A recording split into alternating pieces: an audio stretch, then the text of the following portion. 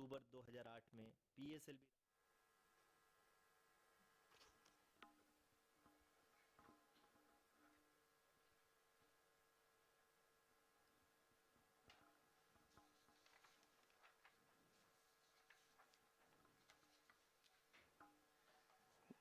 धन्यवाद आरुषि। अगर मैं सही मायने में कहूं तो अंतरिक्ष का कोई भी मिशन हो और चाहे किसी भी देश के द्वारा संचालित किया जा रहा हो, इसरो मिशन के निश्चितता और अनिश्चितता के बीच बहुत ही महीन अंतर होता है, जिससे कि एक मिशन सफल या असफल होता है। लेकिन ना हम थके, ना हम हारे। हमने पिछली कमियों को सुधारते हुए आज पूरी तरह से आश्वस्त किया है कि लैंडर मॉड्यूल निश्चित तौर पे चंद्रमा के सतह पर सेफ और सॉफ्ट लैंडिंग करेगा। सभी दर्शकों के जानकारी के लिए अब हम इसरो के अब तक के सभी लूनर मिशंस को संक्षिप्त विवरण प्रस्तुत करेंगे। जी हाँ, इसरो का पहला मून मिशन चंद्रयान-1 अक्टूबर 2008 में पीएसएलवी रॉकेट के द्वारा सफलतापूर्वक प्रक्षेपित किया गया था। चंद्रयान-1 ने चंद्रमा के सतह पर पानी की खोज करके पहले ही इतिहास रच चुका है। यही कारण है कि आजकल विश्व के तमाम अंतरिक्ष वैज्ञानिक और स्पेस एजेंसियां चंद्रमा को और करीब से जानने के लिए उत्सुक दिख रही हैं। अगर हम बात करें चंद्रयान-2 की, जो इसरो का दूसरा मिशन है, जुलाई 2019 में इसरो के सबसे ताकतवर रॉकेट LVM-3 द्वारा सफलतापूर्वक प्रक्षेपित किया गया था और आज भी लगभग 4 साल बाद यह चंद्रमा के 100 किलोमीटर के सर्कुलर ऑर्बिट में घूमते हुए बहुत ही उत्तम क्वालिटी का डेटा प्रदान कर रहा है। मिशन के प्रारंभ में इसकी आयु 1 साल निर्धारित की गई थी, परंतु LVM-3 द्वारा बहुत ही सटीक इंजेक्शन और मिशन मैनेजमेंट की वजह से चंद्रयान-2 काफ़ी लंबे समय तक कार्यरत रहेगा। अब तक चंद्रयान-2 चंद्रमा के लगभग सभी भागों का चित्र ले चुका है। इसका एक बहुत ही महत्वपूर्ण पेलोड OHRC यानी कि ऑर्बिटर हाई रेजोल्यूशन कैमरा विश्व का सबसे बेहतरीन कैमरा है, जो कि चंद्रमा के सतह का लगातार पिक्चर भेज रहा है। अब मैं आरुषि जी से निवेदन करूंगा कि वो आप लोगों को इसरो के वर्तमान मिशन चंद्रयान-3 के बारे में बताएं। अभी आपने मिश्रा जी के द्वारा सुना इसरो के अब तक के लूनार मिशंस का विवरण। अब चलते हैं towards Chandrayaan-3, the follow-up mission of Chandrayaan-2, which has been designed to accomplish our mission goals. The primary objective of Chandrayaan-3 mission is the demonstration of safe and soft landing on the lunar surface. This demonstration is a critical aspect for ISRO's future interplanetary missions. In addition to this, the mission objectives also include demonstration of roving capability and conduction of in situ scientific experiments on Moon's surface. Carried on the shoulders of India's heaviest rocket LVM-3 on the 14th of July, Chandrayaan-3 was placed in the precise elliptic parking orbit of size 170 by 36,500 kilometers. ISRO, in its mission plan of following the incremental trajectory approach, carried a total of 5 earthbound maneuvers. The fifth apogee raising maneuver, which took place on the 25th of July, placed the spacecraft in an orbit of 250 by 1,27,000 kilometers. At the early hours of 1st August, the translunar injection was carried out, after which the composite module began the final leg of its long journey of nearly 3,84,000 kilometers for its rendezvous with the Moon. The TLI was a key step in the mission, enabling the spacecraft to escape Earth's gravitational pull and travel to the Moon. An orbit of 288 by 3,69,328 kilometers was achieved at the end of the translunar injection. जी हाँ, translunar injection किसी भी interplanetary mission के लिए बहुत ही आवश्यक परंतु कठिन operation होता है। इस सफल मैन्यूवर के बाद चंद्रयान-3 पृथ्वी से दूर निकलकर चंद्रमा के प्रभाव क्षेत्र में एक हाइपरबोलिक ट्रेजेक्टरी के द्वारा पहुंचाया गया। पुनः 5 अगस्त 2023 को लूनर ऑर्बिट इंसर्शन के द्वारा चंद्रयान-3 को 160 किलोमीटर के पेरीलून और 18,000 किलोमीटर के अपोलून के साथ चंद्रमा के इलिप्टिकल ऑर्बिट में स्थापित कर दिया गया। टीएलआई के तरह एलओआई भी एक बहुत जटिल ऑपरेशन होता है। इसमें हमें यह ध्यान देना आवश्यक होता है कि उपग्रह के वेग मान को एक निश्चित बिंदु से घटाया जा सके, अन्यथा उपग्रह चंद्रमा के प्रभाव क्षेत्र से बाहर निकल जाएगा। एलओआई के सफलतापूर्वक परिचालन के बाद चंद्रयान 3 की कक्षा को 4 बार और परिवर्तित किया गया। इस दौरान चंद्रमा की अधिकतम ऊंचाई को घटाकर 160 किलोमीटर कर दिया गया। इस पूरी प्रक्रिया में propulsion मॉड्यूल का लगभग 755 किलोग्राम ईंधन का उपयोग हुआ और चंद्रयान 3 के वेग मान को लगभग 850 मीटर प्रति सेकंड कम कर दिया गया। लैंडर मॉड्यूल को लगभग 150 किलोमीटर के सर्कुलर ऑर्बिट में स्थापित करने के बाद 17 अगस्त 2023 को propulsion मॉड्यूल से अलग कर दिया गया। पुनः लैंडर मॉडल के ऑर्बिट को 2 डीबूस्ट मैन्यूवर्स के द्वारा 150 किलोमीटर के सर्कुलर ऑर्बिट से घटाकर 25 गुणे 130 किलोमीटर के एलिप्टिकल ऑर्बिट में स्थापित कर दिया गया। इस दौरान यह भी सुनिश्चित कर दिया गया कि 800 न्यूटन के चारों थ्रोटल थ्रस्टर्स पावर डिसेंट के समय किसी भी चुनौती का सामना कर सकें। लैंडर मॉड्यूल इस ऑर्बिट में 4 दिन तक चंद्रमा की परिक्रमा करता रहा ताकि इसके सभी सब सिस्टम को पावर डिसेंट से पहले कार्यात्मक रूप से वेरीफाई और वैलिडेट किया जा सके। इस दौरान चंद्रयान 2 और लैंडर मॉड्यूल की आपस में बातचीत भी हो चुकी है। और संक्षेप में अब तक की यात्रा की बात करें तो लैंडर मॉड्यूल अब तक 21 बार पृथ्वी के और लगभग 120 बार चंद्रमा का चक्कर लगा चुका है और इस पूरी यात्रा में लगभग 55 लाख किलोमीटर की यात्रा भी पूरी कर चुका है। अब तक के इस पूरे अभियान में यह भी सुनिश्चित किया गया कि सारे ऑर्बिट मैन्यूवर्स इस प्रकार किए जाएं कि लैंडिंग साइट पावर डिसेंट की शुरुआत से ही लैंडर के ऑर्बिटल प्लेन में बना रहे।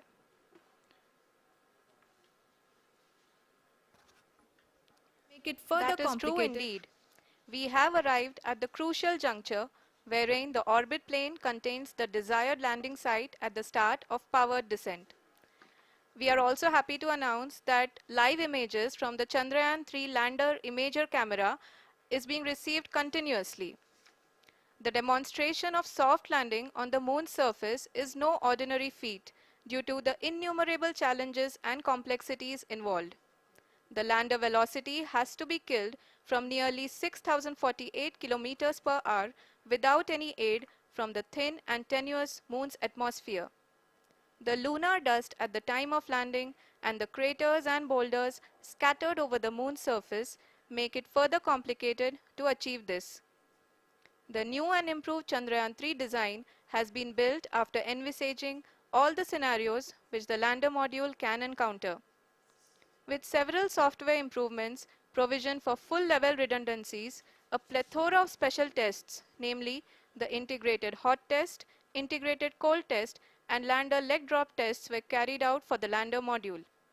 The success of these tests has provided great confidence in the performance of all the onboard sensors, propulsion system, and associated guidance, control, and navigation algorithms. The key findings during the tests have enabled to improve the overall system performance. The largely unexplored south pole of the moon has been chosen as the intended landing site since there is a possibility of finding ice and other minerals which would be vital resources for future explorers. Apart from continuing investigations pioneered by Chandrayaan-1 and Chandrayaan-2, the Chandrayaan-3 mission will also provide invaluable data to the science community around the world. Let us give our viewers a glimpse on the configuration of Chandrayaan-3 mission.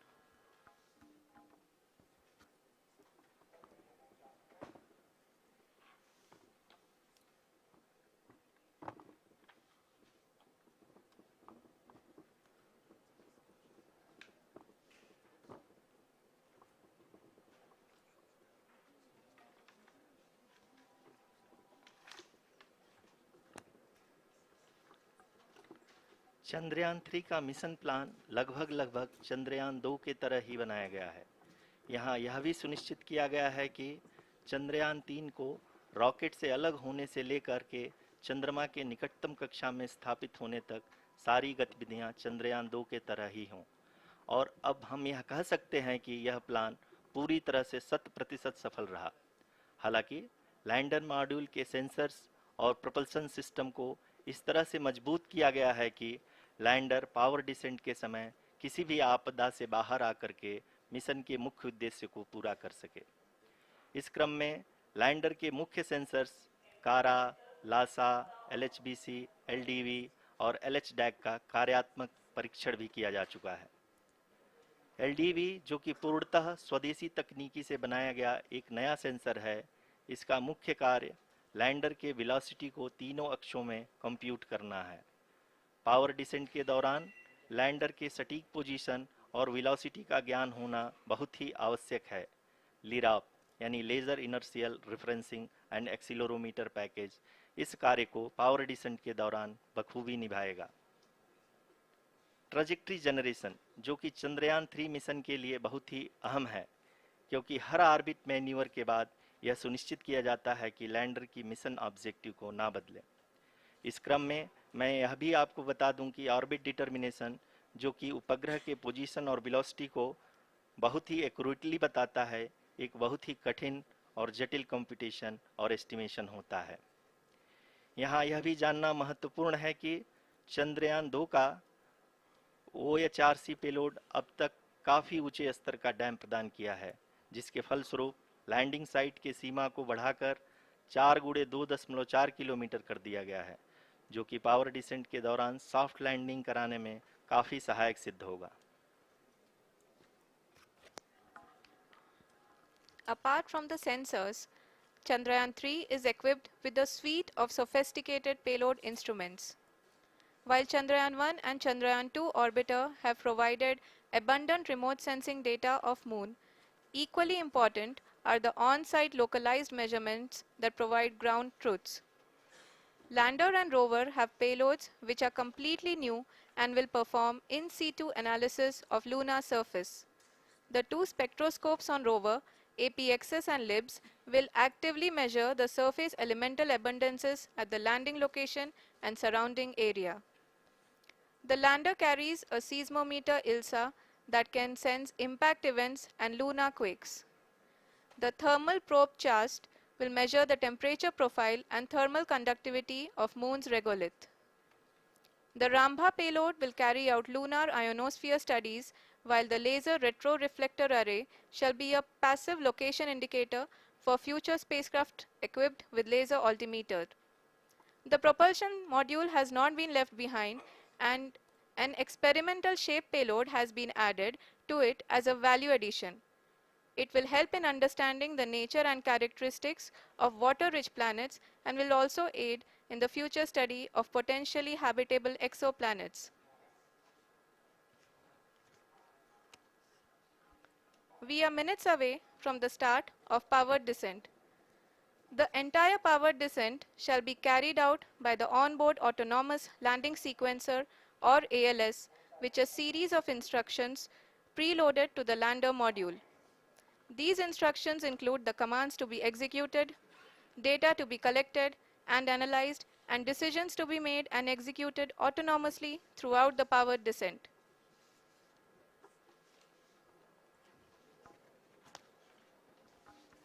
जी हाँ, अब हम power descent के बहुत ही करीब आ चुके हैं। हम आपको बताते चलें कि पावर डिसेंट को कुल 4 चरणों में बांटा गया है। सबसे पहले आता है रफ ब्रेकिंग फेज, जिसमें लैंडर की ऊंचाई को चंद्रमा की सतह से 30 किलोमीटर से घटाकर 7.4 किलोमीटर कर दिया जाएगा। इस पूरी प्रक्रिया को पूरा करने में लगभग 11.5 मिनट लगेगा और इसका समानांतर वेग 1680 मीटर प्रति सेकंड से घटाकर 358 मीटर प्रति सेकंड हो जाएगा। We have continuous flow of lander telemetry data from ISRO's Deep Space Network IDSN-32 located in Belalu, Bengaluru.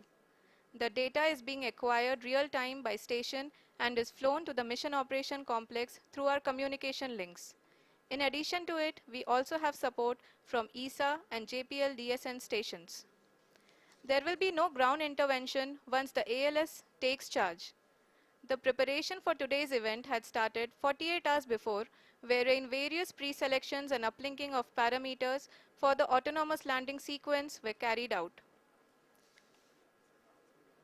The whole descent is divided into 4 phases: the rough braking phase, the attitude hold phase, fine braking phase, and the local navigation phase or the terminal descent phase.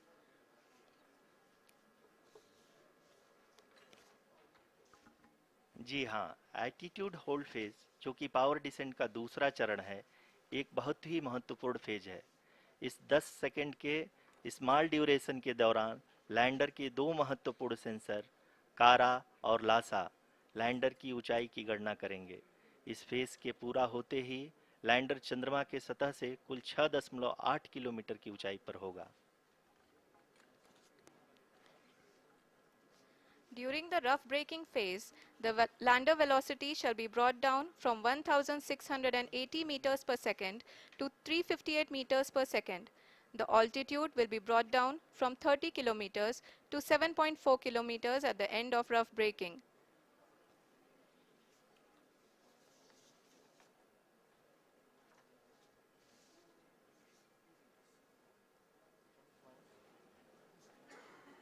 Currently, we can see the scientists are analyzing the lander data.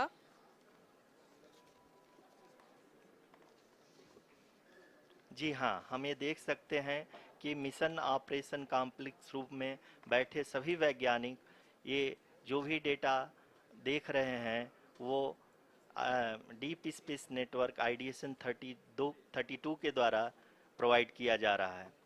और अगर हम अब बात करें power descent के तीसरे चरण का, जो कि फाइन ब्रेकिंग फेज होगा, जिसमें लैंडर लैंडिंग साइट से जस्ट 800 मीटर की ऊंचाई पर वर्टिकली होगा।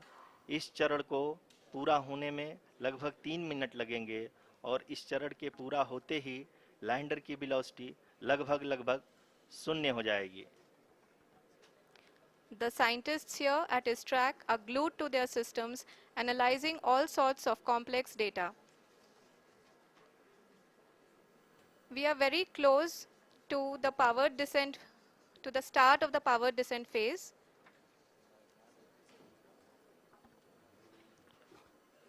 जी हाँ, अगर अगर अगर हम अब बात करें पावर डिसेंट के चौथे और अंतिम चरण का, जो कि लोकल नेविगेशन फेज या टर्मिनल डिसेंट फेज भी कहा जाता है, इस दौरान लैंडर के दो इंजन बंद कर दिए जाएंगे और लैंडर के सेंसरों द्वारा इसके हाइट और वेलोसिटी की गणना इनर्शियल नेविगेशन को भेज दिया जाएगा। इस दौरान लैंडर 150 मीटर की ऊंचाई को प्राप्त करने के बाद कुल 131 सेकंड लगाएगा। इस पड़ाव पे आने के बाद पुनः लैंडर 22 सेकंड के लिए हॉवरिंग करेगा।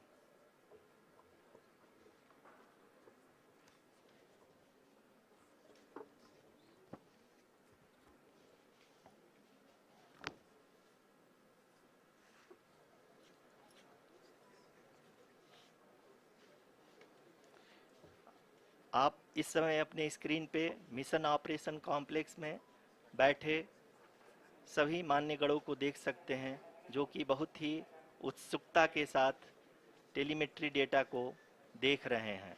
अभी हम लोग पावर डिसेंट शुरू होने से जस्ट कुछ ही पल दूर हैं।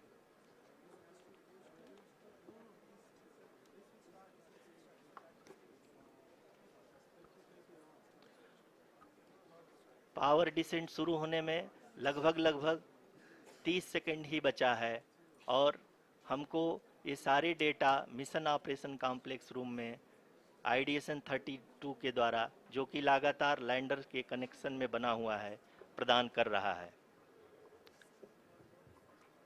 Dear viewers, the pivotal power descent has begun and the lander module is propelling towards the moon's surface along the intended trajectory.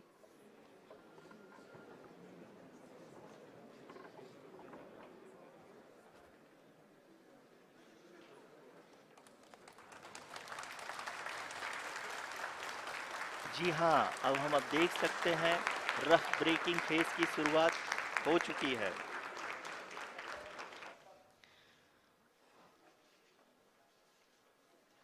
During this rough braking phase, The lander velocity shall be brought down from 1680 meters per second to 358 meters per second.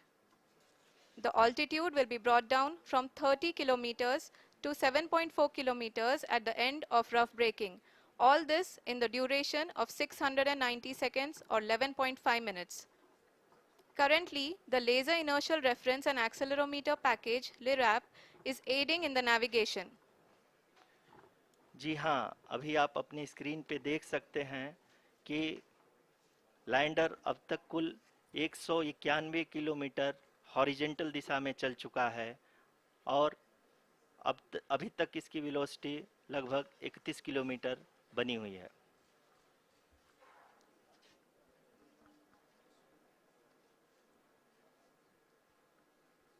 The lander module has traveled a distance of approximately 228 kilometers. The complete downrange that will be traveled during this phase shall be nearly 713.5 kilometers.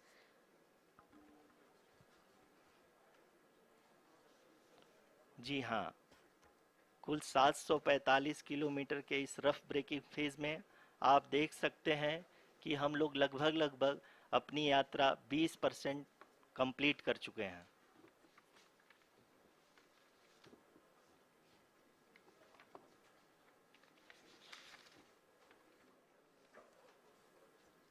Power descent की यह शुरुआत हम कह सकते हैं कि बहुत ही सटीक और सधी हुई है, जिसमें लैंडर अपने वेगमान को अनुमानित तरीके से घटा रहा है।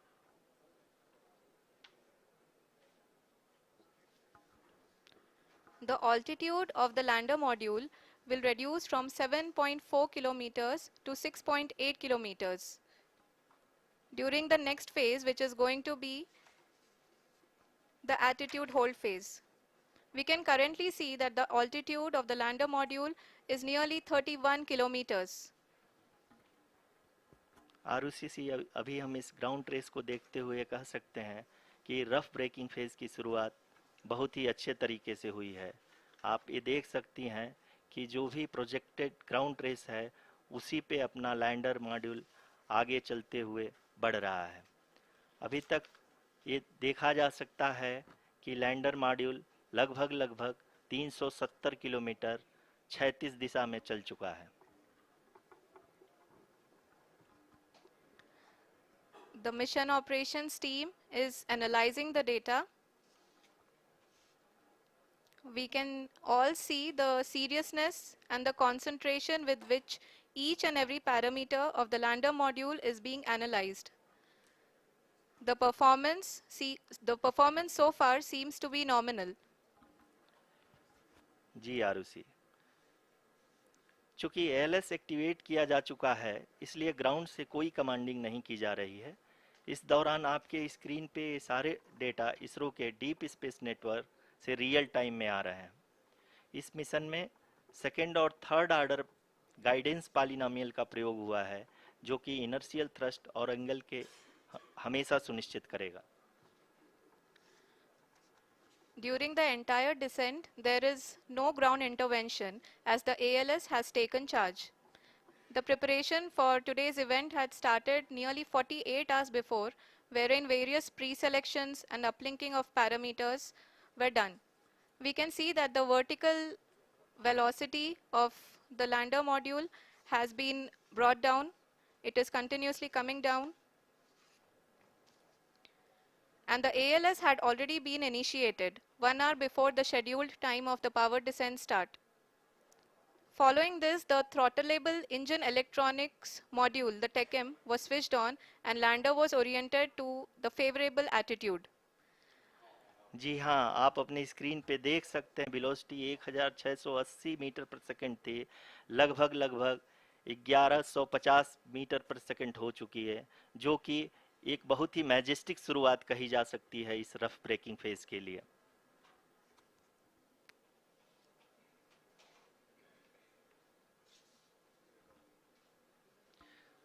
यहाँ पे मैं आपको ये भी बताते चलूँ कि आप अपने स्क्रीन पे देख सकते हैं कि द लैंडर मॉड्यूल का आल्टीट्यूड धीरे धीरे अब कम होता हुआ दिख रहा है, और जो कि एक्सपेक्टेड भी है।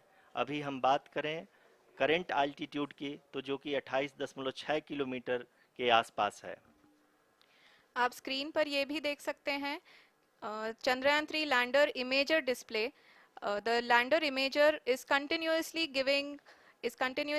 taking photographs of the moon's surface, and that is also being streamed here. Currently the horizontal velocity has been brought down and the distance traveled is 574 kilometers. The current altitude is 27 kilometers as can be seen on the screen. जी हाँ, करीब करीब अपने आधे सफ़र को पूरा करते हुए इस रफ ब्रेकिंग फेज़ में लैंडर बहुत ही आगे की तरफ बढ़ते हुए अपनी ऊंचाई को घटा रहा है। अगर अब बात करें तो लैंडर की ऊंचाई चंद्रमा के सतह से लगभग 27 किलोमीटर से नीचे हो चुकी है, करीब करीब 26.7 किलोमीटर के आसपास है। The next phase after the rough braking phase is the attitude hold phase, which will be for a duration of nearly 10 seconds. The lander will be oriented such that both the altimeters will be looking exactly towards the moon's surface. At the end of this attitude hold phase, height measurement update to navigation system will be given from the laser and car band altimeters. Currently, we are in the middle of the rough braking phase. जी हाँ, अगर हम ध्यान से देखें तो लगभग 8 minute की यात्रा के बाद लैंडर अपनी हॉरिजेंटल वेलोसिटी को लगातार कम करते हुए अपनी ऊंचाई, अभी की ऊंचाई के समय 24 किलोमीटर की ऊंचाई प्राप्त कर चुका है।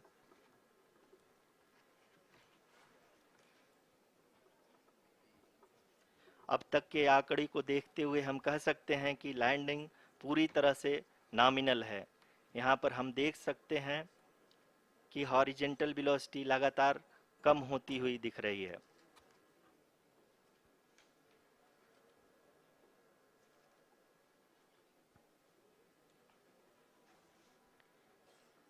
The altitude of lander from ground is currently 22 kilometer, which is again going to be coming down, and that is expected. For the viewers who have joined now, we are in the power descent phase and we are in the rough braking phase, which is the first phase of the power descent. We have currently traveled a downrange of 697 kilometers, and the downrange that has to be traveled during this phase is 713.5 kilometers. जी हाँ, अभी आप देख सकते हैं कि lander की horizontal velocity लगभग 720 metre प्रति सेकंड हो गई है। लगभग हम ये कह सकते हैं कि 900 मीटर प्रति सेकंड वेलोसिटी को कम किया जा चुका है।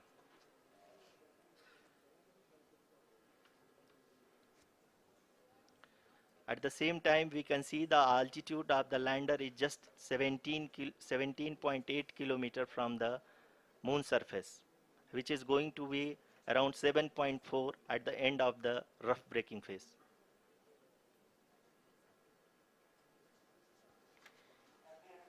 इस phase के बाद हम जाएंगे towards the attitude hold phase, where we will be expecting sensor update from the laser and car band altimeters.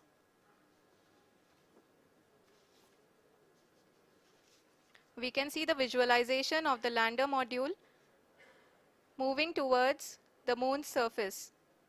The current altitude is nearly 15.2 kilometers and the distance traveled is 754 kilometers.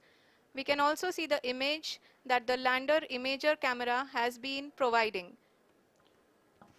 जी हाँ, इस rough breaking phase के दौरान 800 Newton के चारों throttle engine अपने कार्य को पूरी तरह से अंजाम दे रहे हैं और लैंडर के हॉरिजॉन्टल वेलोसिटी को लगातार कम कर रहे हैं। अब तक लैंडर लगभग अपने 75 से 80% की यात्रा को पूरा कर चुका है।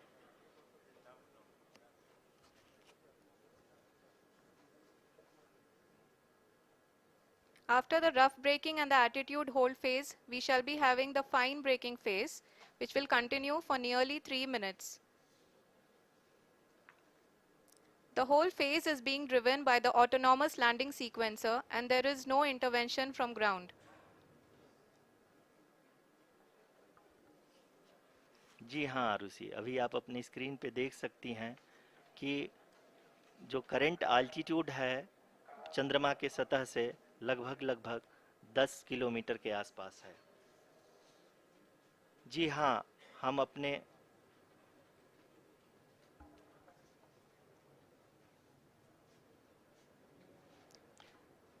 जी हाँ, हमारे प्रधानमंत्री जी श्री नरेंद्र मोदी जी हम सभी का उत्साहवर्धन करने के लिए दक्षिणी अफ्रीका के जोहानसबर्ग से जुड़ गए हैं।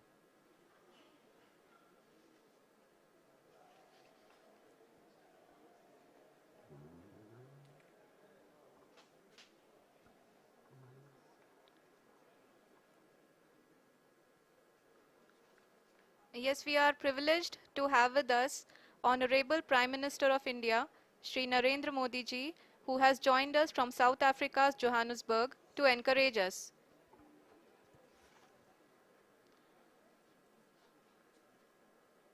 जी हाँ, आप ये देख सकते हैं एल्टीट्यूड होल्ड फेस भी बहुत ही आसानी से लैंडर फेस ने पार कर लिया है और अब फाइन ब्रेकिंग की शुरुआत हो चुकी है। अभी हम ये देख सकते हैं कि लैंडर की ऊंचाई लगभग 5.6 किलोमीटर है, जो कि इस फेज के उपरांत लगभग लगभग 800 मीटर हो जाएगी।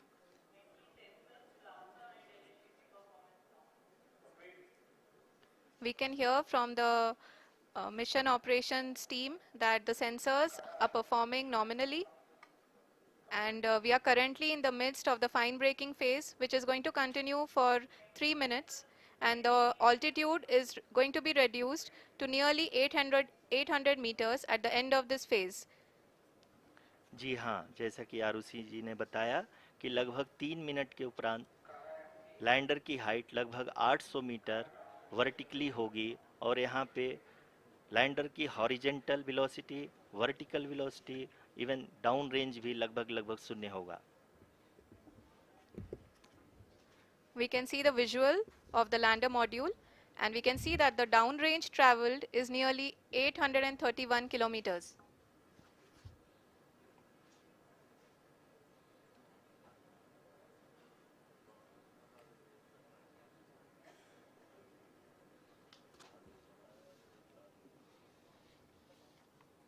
जी हाँ, आप अपनी स्क्रीन पे देख सकते हैं कि लैंडर की ऊंचाई अब चंद्रमा के सतह से लगभग 3 किलोमीटर से कम हो चुकी है। We are very close to the moon's surface, nearly 2.6 kilometers as we can see.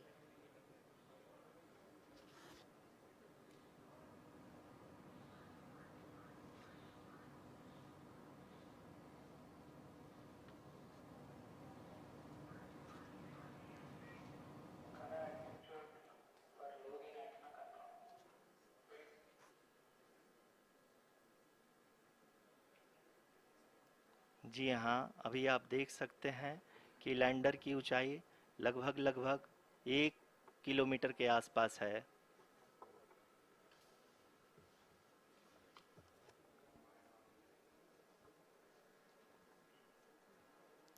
We are nearing the final phase of the power descent, which is going to be the vertical descent phase or the local navigation phase. जी हाँ, अब हम fine breaking wave के एकदम करीब आ चुके हैं। हाँ, आप तालियों के गड़गड़ाहट से सुन सकते हैं कि हम लोगों ने तीसरे चरण को भी बहुत ही सफलतापूर्वक हासिल कर लिया है और अभी हम वर्टिकल डिसेंट फेज में आ चुके हैं, जिसकी शुरुआत भी बहुत ही अच्छे ढंग से हो चुकी है।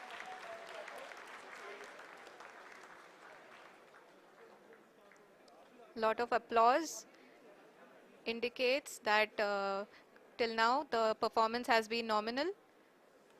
We are in the vertical descent phase 1. The altitude is being brought down from 800 meters and we are nearing and approaching the lunar surface. जी, आप अपनी स्क्रीन पे देख सकते हैं कि लैंडर का हाइट लगातार कम होता जा रहा है। इस समय हम लैंडिंग साइट के जस्ट ऊपर हैं और इस समय इसकी ऊंचाई लगभग लगभग 600 मीटर के आसपास है। इस फेज के दौरान लगभग 150 मीटर के ऊंचाई पे पहुंचने के बाद लैंडर अगेन लगभग 20 से 22 सेकंड के लिए हॉवरिंग करेगा। We are above the landing site. The horizontal as well as the vertical velocity is now being constantly reduced, and the lander module has begun its descent towards the landing site.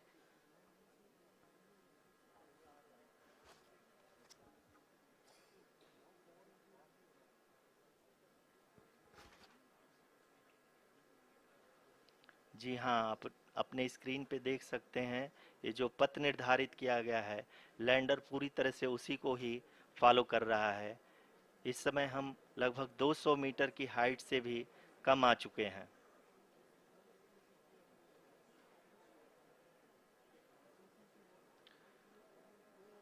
अब हम ये देख सकते हैं कि हम लगभग लगभग 150 मीटर की ऊंचाई पे हैं चंद्रमा के सतह से।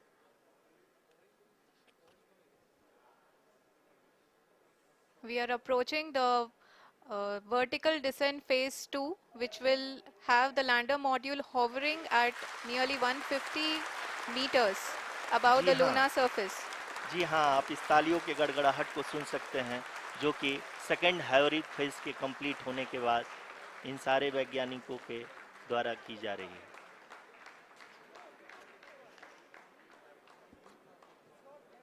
जी हाँ, आप अगर फिर से ध्यान से देखें तो एल्टीट्यूड पुनः कम होता जा रहा है। अभी हम लोग लगभग लगभग 135 मीटर की ऊंचाई पे हैं। The sensors that are updating at this point are providing confirmation of the safety of the landing site. As expected, the retargeting is going on and this is a very good signature for the lander. अभी आप ये देख सकते हैं कि lander की ऊंचाई लगभग 65 मीटर के आसपास बची हुई है।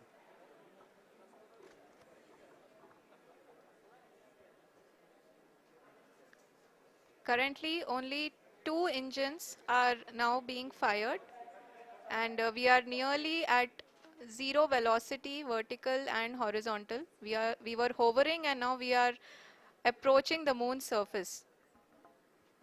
धीरे धीरे लैंडर की वेगमान को कम किया जा रहा है और हम अब लगभग 50 मीटर से भी कम आ चुके हैं। We can see the Honorable Prime Minister, Shri Narendra Modi ji, who is here to encourage us, and he is critically looking at the visuals.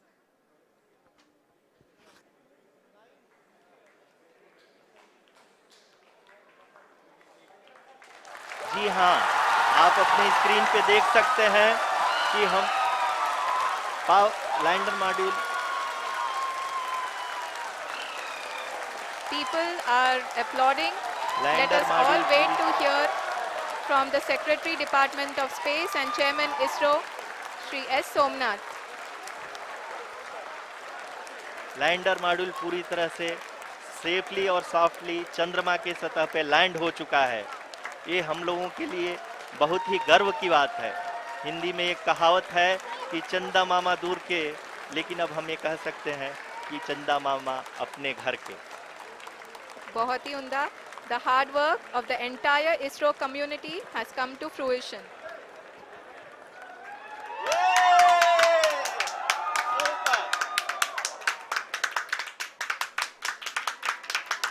आदरणीय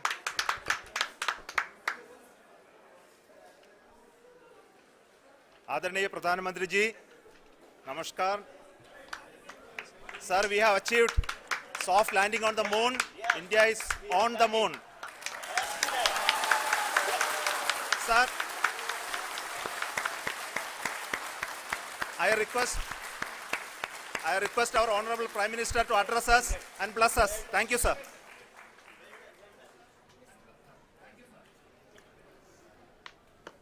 मेरे प्यारे परिवारजनों, जब हम अपनी आंखों के सामने ऐसा इतिहास बनते हुए देखते हैं तो जीवन धन्य हो जाता है। ऐसी ऐतिहासिक घटनाएं राष्ट्र जीवन की चिरंजीव चेतना बन जाती है। ये पल अविस्मरणीय है। ये क्षण अभूतपूर्व है। ये क्षण विकसित भारत के शंखनाद का है। ये क्षण नए भारत के जयघोष का है। ये क्षण मुश्किलों के महासागर को पार करने का है। ये क्षण जीत के चंद्र पथ पर चलने का है। ये क्षण 140 करोड़ धड़कनों के सामर्थ्य का है। ये क्षण भारत में नई ऊर्जा, नया विश्वास, नई चेतना का है। ये क्षण भारत के उदयमान भाग्य के आह्वान का है। अमृत काल की प्रथम प्रभा में सफलता की ये अमृत वर्षा हुई है। हमने धरती पर संकल्प लिया और चांद पर उसे साकार किया। और हमारे वैज्ञानिक साथियों ने भी कहा, India is now on the moon. आज हम अंतरिक्ष में नए भारत की नई उड़ान के साक्षी बने हैं। साथियों, मैं इस समय ब्रिक्स समिट में हिस्सा लेने के लिए दक्षिण अफ्रीका में हूं, लेकिन हर देशवासी की तरह मेरा मन चंद्रयान महाअभियान पर भी लगा हुआ था। नया इतिहास बनते ही हर भारतीय जश्न में डूब गया है। हर घर में उत्सव शुरू हो गया है। हृदय से मैं भी अपने देशवासियों के साथ, अपने परिवारजनों के साथ इस उमंग और उल्लास से जुड़ा हुआ हूं। मैं टीम चंद्रयान को, इसरो को और देश के सभी वैज्ञानिकों को जी जान से बहुत बहुत बधाई देता हूं, जिन्होंने इस पल के लिए वर्षों तक इतना परिश्रम किया है। उत्साह, उमंग, आनंद और भावुकता से भरे इस अद्भुत पल के लिए मैं 140 करोड़ देशवासियों को भी कोटि कोटि बधाइयां देता हूं। मेरे परिवारजनों, हमारे वैज्ञानिकों के परिश्रम और प्रतिभा से भारत चंद्रमा के उस दक्षिणी ध्रुव पर पहुंचा है, जहां आज तक दुनिया का कोई भी देश नहीं पहुंच सका। अब आज के बाद से चांद से जुड़े मिथक बदल जाएंगे, कथानक भी बदल जाएंगे और नई पीढ़ी के लिए कहावतें भी बदल जाएगी। भारत में तो हम सभी लोग धरती को मां कहते हैं और चांद को मामा बुलाते हैं। कभी कहा जाता था चंदा मामा बहुत दूर के हैं, चंदा मामा बहुत दूर के हैं। अब एक दिन वो भी आएगा जब बच्चे कहा करेंगे चंदा मामा बस एक टूर के हैं। Friends, on this joyous occasion, I would like to address all the people of the world, the people of every country and region. India's successful moon mission is not just India's alone. This is a year in which the world is witnessing India's G20 presidency. Our approach of one earth, one family, one future is resonating across the globe. This human-centric approach that we present and that we represent has been welcomed universally. Our moon mission is also based on the same human-centric approach. Therefore, this success belongs to all of humanity, and it will help moon missions by other countries in the future. I am confident that all countries in the world, including those from the global south, are capable of achieving such feats. We can all aspire for the moon and beyond. मेरे परिवारजनों, चंद्रयान महाअभियान की ये उपलब्धि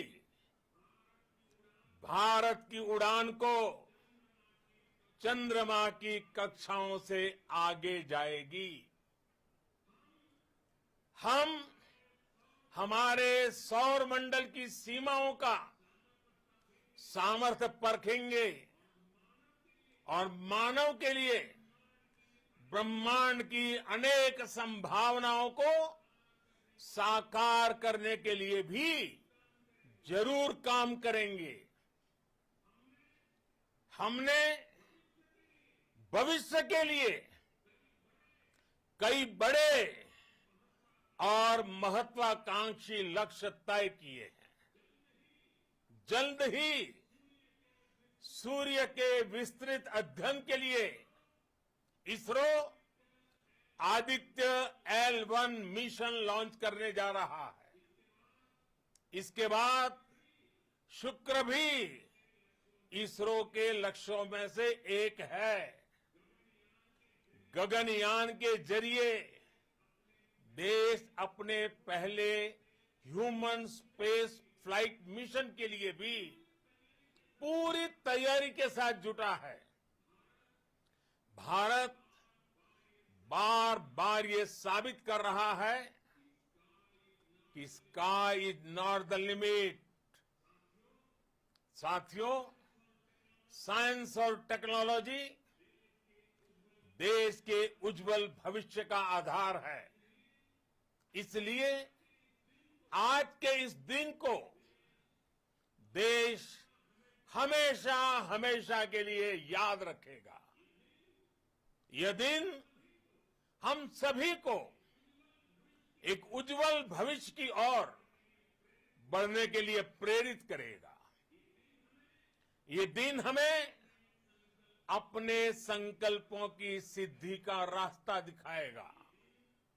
ये दिन इस बात का प्रतीक है कि हार से सबक लेकर जीत कैसे हासिल की जाती है। एक बार फिर देश के सभी वैज्ञानिकों को बहुत बहुत बधाई और भविष्य के मिशन के लिए ढेरों शुभकामनाएं। बहुत बहुत धन्यवाद।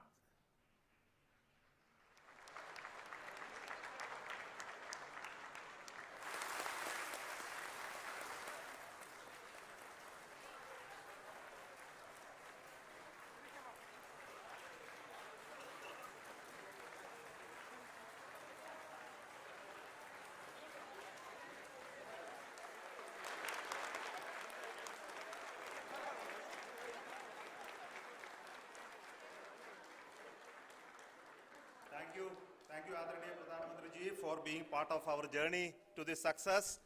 And let me take this opportunity to thank the people behind this mission, the project director of Chandrayaan-3.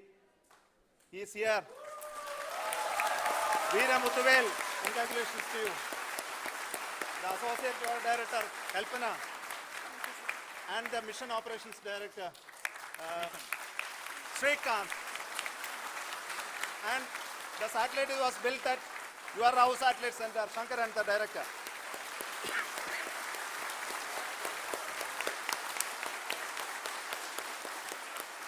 Thank you, sir. Hello.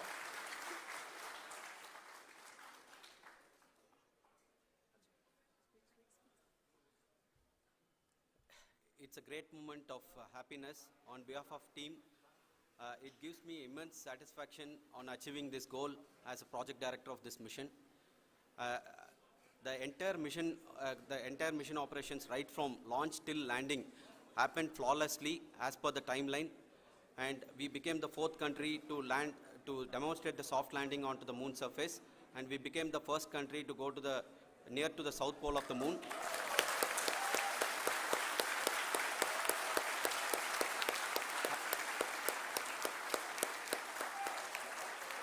I take this opportunity to thank navigation, guidance and control team, propulsion team, sensors team and all the mainframe subsystems team who have brought success to this mission.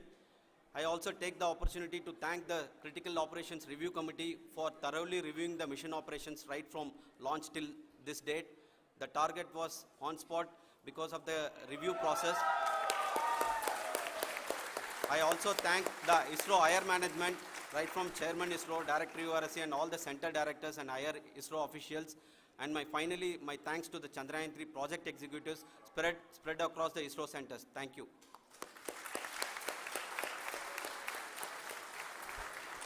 Mission Director Srikanth. It gives me an immense pleasure to be part of Chandrayaan-3 and acting as Mission Director. I would like to thank each and every team member who has supported in carrying out all the mission operations flawlessly. And I would like to thank my senior management, Chairman ISRO, Director URSC, my senior colleagues and my team members for carrying out and supporting all the things carrying out in a proper way. Thank you very much. Associate Project Director Kalpana. Good evening to all.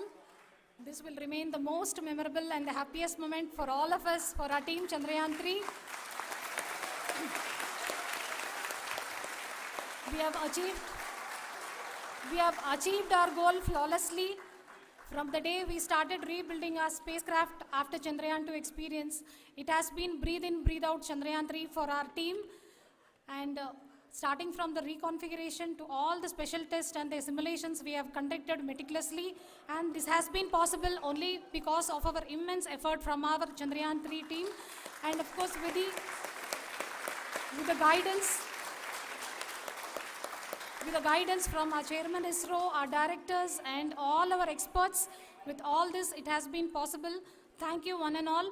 Thank you for all the minutest help which has been provided from all the areas of departments. Thank you, thank you.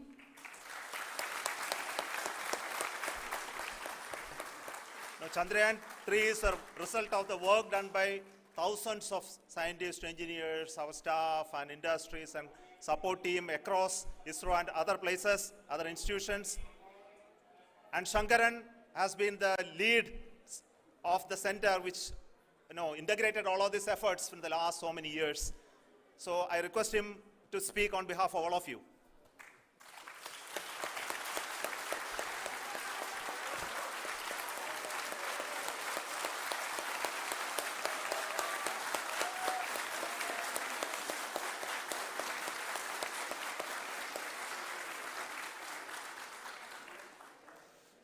Thank you very much for the affection that has been displayed today now.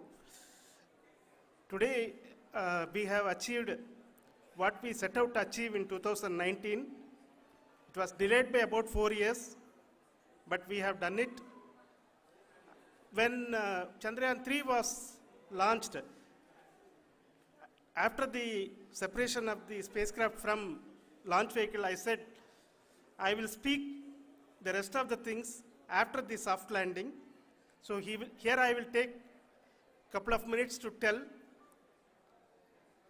the tremendous amount of effort that has been put in by the entire project team. When I say project team, it is not just only the project director and associate project director. Of course, they are the face of the project. They have been living, sleeping, eating, breathing Chandrayaan for the last 4 years. They have been supported by such a large number of people, particularly in the navigation, guidance and control area, propulsion system. This area, the amount of effort that has been put by people, the number of simulations that have been done, the number of reviews they have gone through, the amount of criticism they faced and overcome that. It is, as a person who has been watching this for the last 4 years along with them, my heart goes out for them. The amount of effort is tremendous. That is what ISRO is all about. That is what our organization has taught us to do. Now today, this success has put us even more higher responsibility, as the Honorable Prime Minister was telling, because we have set the bar now so high. Nothing less than nothing less spectacular than this is going to be inspiring for any of us in the future. So as the Honorable Prime Minister mentioned, we will be now looking at putting the man in space, putting a spacecraft around Venus and landing a craft in Mars. Work on all these activities are going on for few years, and this success today will inspire us and will spur us to take those efforts even more strongly, so that we will make our country proud again and again and again. Thank you very much for every one of you who have directly or indirectly participated in this mission, encouraged us, intentionally or unintentionally helped us in all for every one of you. A big thank you, because even casual remark, an unintended point can help a person who is striving to reach a goal. The person who is making that remark may not have meant it that way, but sometimes it can ignite that's why I said that even unintended help is very, very, very welcome, and we are very, very thankful for that. Thank you, Team ISRO, for supporting all of us. The amount of affection we received when this mission came into this final stage, the number of people who gave us confidence that nothing can go wrong and this is going to be successful. In fact, I was not that much confident, because we have seen a couple of times issues, because I know very well as a person who has been doing in this domain for 36 years, I know there are thousands of things. Any of that can anytime go wrong and derail, but so many of the people, because that I only see as the reflection of the effort we have put, that people are so so happy to see this effort, and they want us to succeed. It is not that they know that we are going to succeed. The people want us to succeed. So thank you very much for everyone for your love and affection. We will continue to do our best and make our flag fly, ISRO's as well as India's flag fly high. Thank you very much.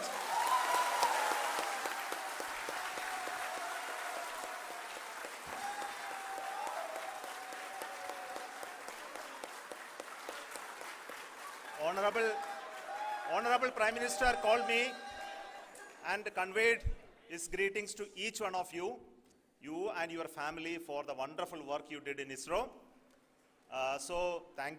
Thanks are to him for the support that he is giving to us for missions like Chandrayaan-3 and the missions that are in the offing. I think that's a great word of comfort that we are receiving for pursuing the inspirational work that we are doing for the nation. I want to tell you, and I want to thank you also for each and everyone who prayed with us in the last many days, who wanted this success to happen in ISRO.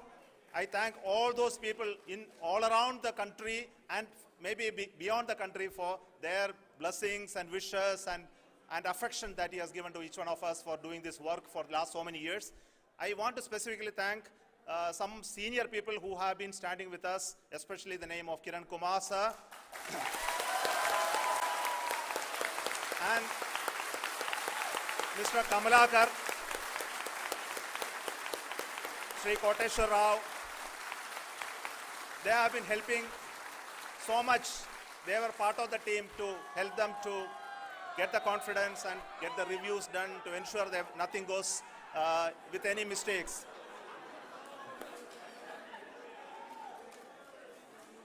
And of course, this is not the work of us alone. This is a work of a generation of ISRO leadership and ISRO scientists. And this is a journey we started in Chandrayaan-1, continued in Chandrayaan-2, and Chandrayaan-2 craft is still working and doing a lot of communication work with us.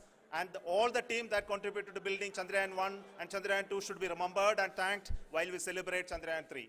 And this is an incremental progress and definitely a great, huge one it is. And thank you so much for all the support and work that you have done.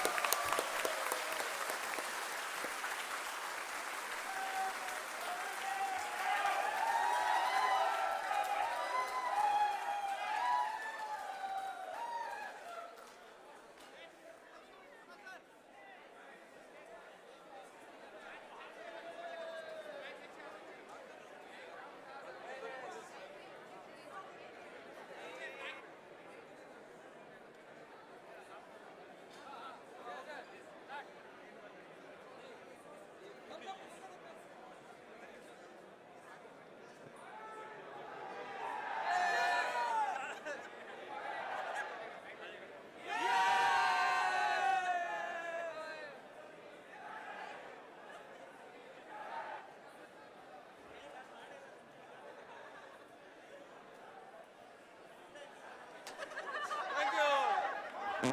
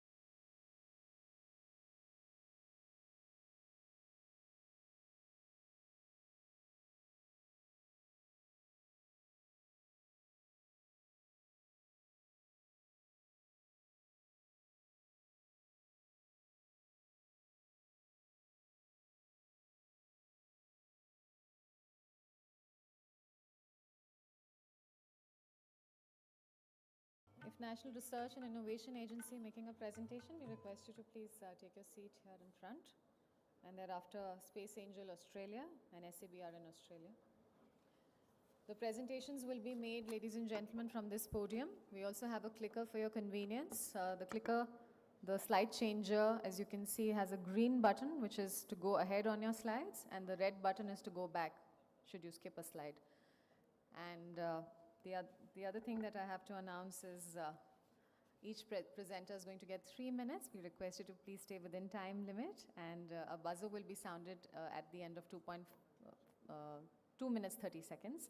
So that will alert you when you have 30 seconds remaining. Additionally, there's going to be a timer running on the topmost right corner of your screen for you to assess time.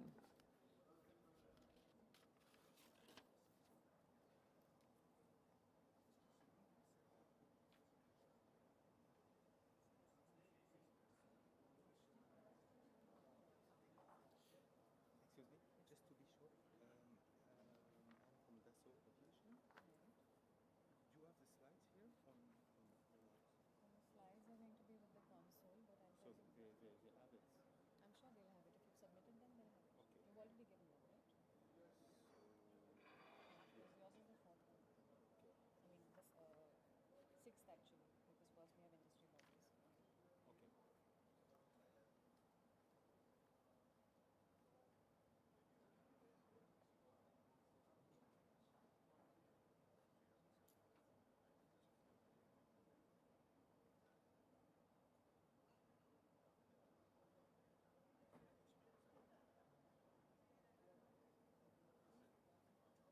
Hello.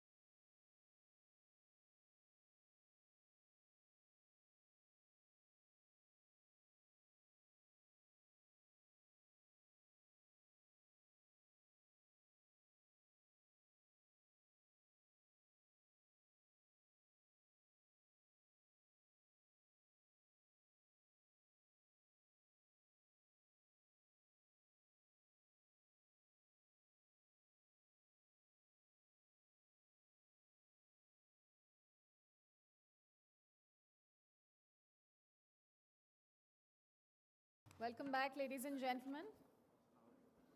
We are now starting with the Space Business Connect session. In this session, we have actually invited overseas and Indian companies to make a pitch about their companies. We have a total of 49 companies as well as 2 industry associations whose representatives are going to be making a pitch presentation. As I said earlier, we request each speaker to be brief and complete their talk in under 3 minutes. Before we begin with the pitch presentation session, we'd like to extend a very warm welcome to Dr. Pavan Goenka, Chairman InSpace, who's going to be chairing this session. We extend a very warm welcome to Mr. Somnath S., Secretary, Department of Space and Chairman ISRO, seated on the head dais. And we also extend a very warm welcome, ladies and gentlemen, to Dr. Vinod Kumar, Director Promotion InSpace, and Mr. Shantanu Bhattavdekar, who's the Scientific Secretary of Indian Space Research Organization. Let's extend a hand and welcome the dignitaries in our midst. And I extend a very warm welcome to all the distinguished delegates. And ladies and gentlemen, with that, I would first, of course, request Dr. Pavan Goenka, Chairman InSpace, to do the opening remarks. Can we have the microphone on, switched on the dais, please?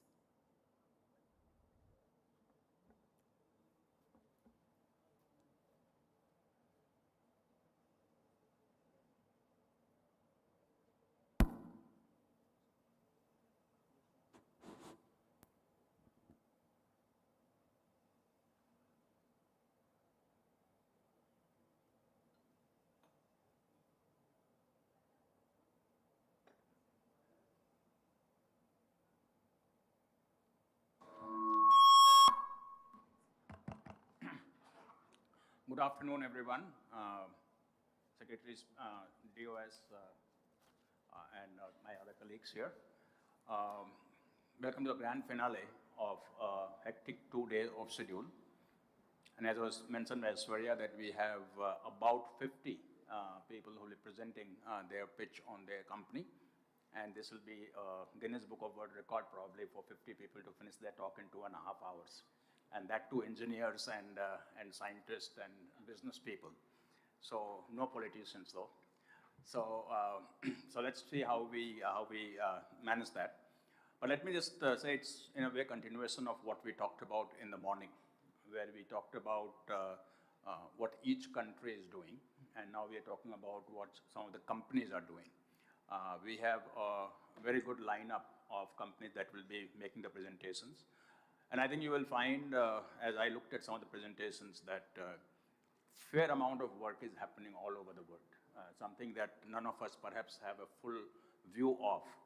And when you go through this impressive presentation, we will really realize that private sector has come of age when it comes to the space sector. I'm going to request my colleague, Dr. Vinod Kumar, who is Promotion Director in space, to make an opening statement, and then we will start the presentations. Thank you, sir. Respected Sri Somnathji, Secretary Department of Space, and Dr. Pawan Goenka, Chairman in Space.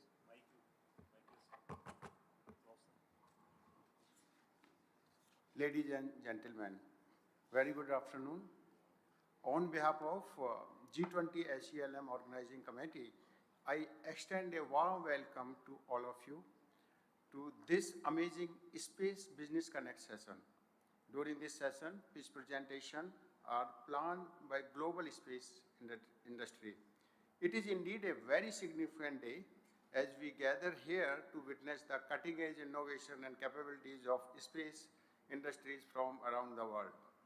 Friends, we are witnessing a new space era in human history where the space industries are working to revolutionize our understanding of the universe.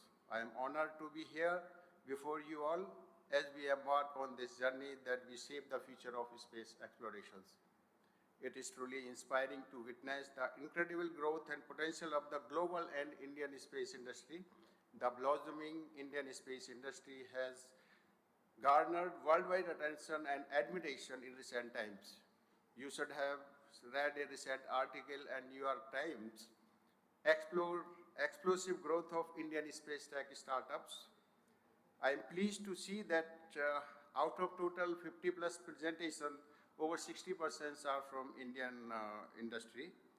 Your dedication, ingenuity, and relentless pursuit of excellence have positioned Indian space sector to account within the global space community.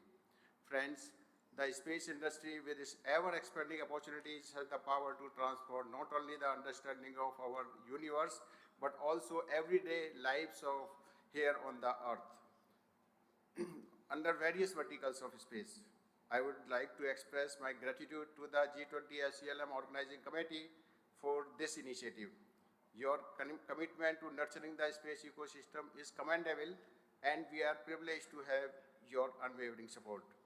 The potential partnership that can develop here can propel your ventures to new heights. Without further ado, let us embark on this remarkable journey of limitless possibilities. Friends, new space era has begun. Thank you, and let the presentation begin. Please stick to the allotted time as we have to have presentation from 50 plus presentation. Thank you. Thank you very much, sir. And with that, ladies and gentlemen, we will first start with the presentations from the industry bodies. So I'm going to request Mr. Anil Kumar Bhatt, Director General of ISPA, Indian Space Association, to please make his presentation. Sir.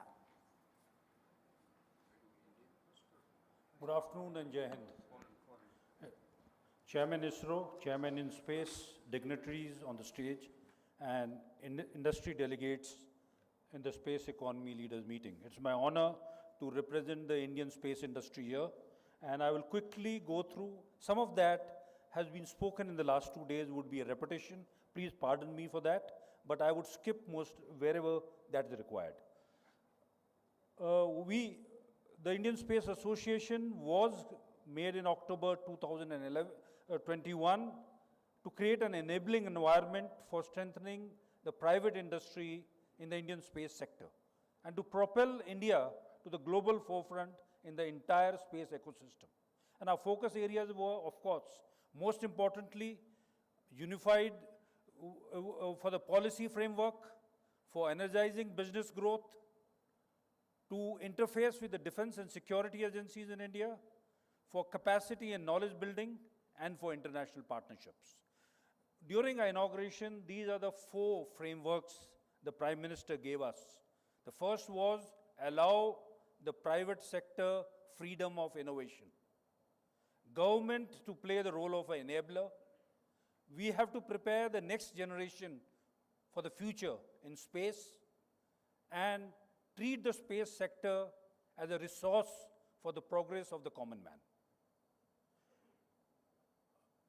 We today have these members I am flashing to you to just flash to you the major industry players in space which are there in India. 7 of our founding members, 9 of our core members, all of these have been suppliers of components or vendors to ISRO. And now we are looking at them to evolve as independent entities to do end-to-end work in space. We have associated members also, which are also some of them international companies, and we have a large number of startups. Putting them as per their expertise, this is how the upstream, midstream, and downstream looks in India.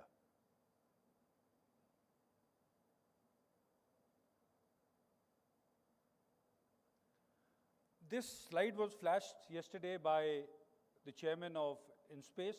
What I wanted to add is from September last year, when the draft telecommunication policy was taken out, and thereafter the draft geospatial policy, and in April this year, the release of the space policy, these have been very important events in the growth of the Indian space sector.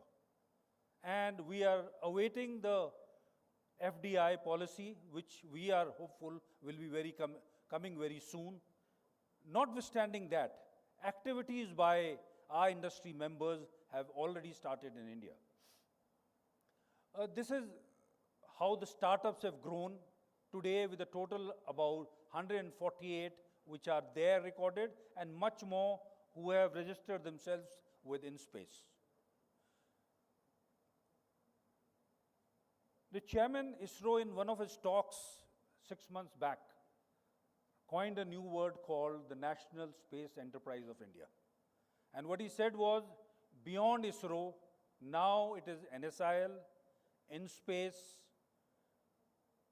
the entire Indian Space Association, and the entire Indian space industry, that includes startups and academia. And all these, which form the space enterprise, would lead India's future space journey. Of course, many of our industry members will be supported and handheld by ISRO, which has a legacy of more than 60 years.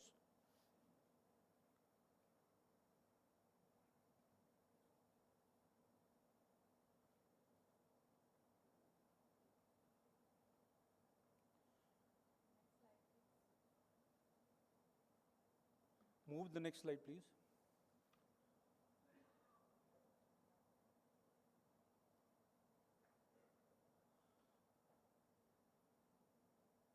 We have had a very positive indication even before the government had announced the policy in 2020, and this is the kind of investment which our startups received in India. And every year it has been increasing, and in 2023, we are very confident that it will cross the figures which are there for 2022. What has happened is, of course, firstly is the signing of the contract for the PSLVs, 5 PSLVs, with HAL and L&T consortium. Then is Skyroot, which was a startup which just came up in 2018 and was able to launch in November 15, 2021. Agnikul is another company which has making a 3D printed semi-cryogenic engine which has been tested on ground, and we hope they would be launching very soon this year. We had a historical launch of 72 satellites in 2 launches for OneWeb, which happened last year and this year in April. Digantara, again a startup, has successfully launched the world's first commercial space-based weather monitoring systems. Pixel has been able to launch 3 satellites and has also got a contract from NRO in USA. Dhruva has launched 2 nano satellites, while Nelco and Telesat are successfully have had a demo on LEO in India. Ajista, just in June, on 10th June, has launched their first satellite. These are just some of the many successes we have had in the last 1 year after the new policy was announced. And in all this, hand-holding by ISRO and support from InSpace has been a very, very major and important factor in the growth of our private sector. These are the other activities which have happened. I'll not go through each one of them. We also got a very policy which I mentioned in April, which gives an opportunity to NGEs to do everything possible, be it in communication, remote sensing, navigation, and in all domains, including space mining and extraterrestrial activities. A lot of faith which has been put in non-government entities by the government, and I'm very sure that our industry will live up to these expectations.